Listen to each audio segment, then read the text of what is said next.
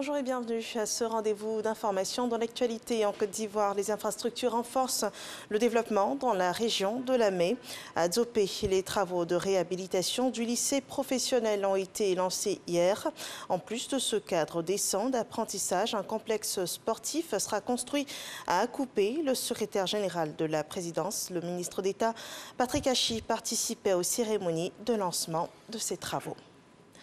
En économie, la deuxième édition des Assises du numérique a permis d'établir le bilan des axes stratégiques de la réforme 2012 sur le développement du secteur. Grâce à l'implication du secteur privé et public, les objectifs ont pu être atteints pour l'évolution du numérique en Côte d'Ivoire. Un rapport des recommandations a été remis au ministre de l'économie numérique et de la Poste. Lutte contre le coronavirus en Côte d'Ivoire. Pour stopper la pandémie en Côte d'Ivoire, le Conseil régional du Tchologo équipe des centres de santé de sa région.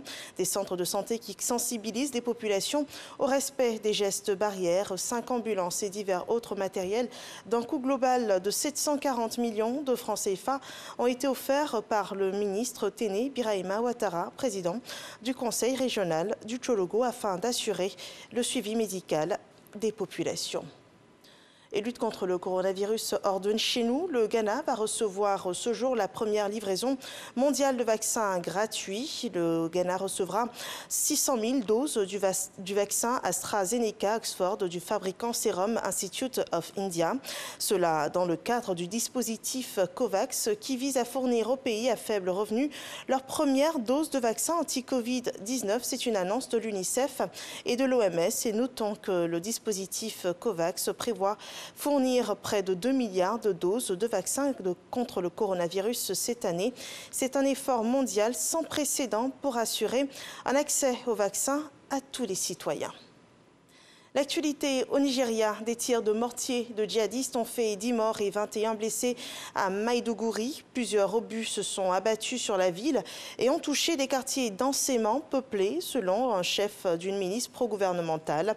Ces obus ont été tirés par des terroristes de Boko Haram. Le nord-est du Nigeria est en proie à un conflit meurtrier depuis 2009 et subit régulièrement des attaques meurtrières orchestrées par les islamistes de Boko Haram. Au Venezuela, les nouvelles sanctions de l'Union européenne lundi contre 19 fonctionnaires du pays ont provoqué la colère des Caracas.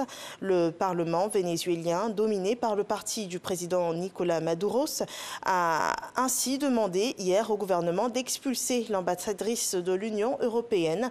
L'Assemblée nationale a également approuvé un accord de rejet de ces sanctions et prévoit exhorter le chef de l'État à déclarer persona non grata la chef de la délégation diplomatique de l'Union européenne. Le texte approuvé à l'unanimité par les députés demande aussi une révision de l'accord sur la présence de la représentation européenne à Caracas.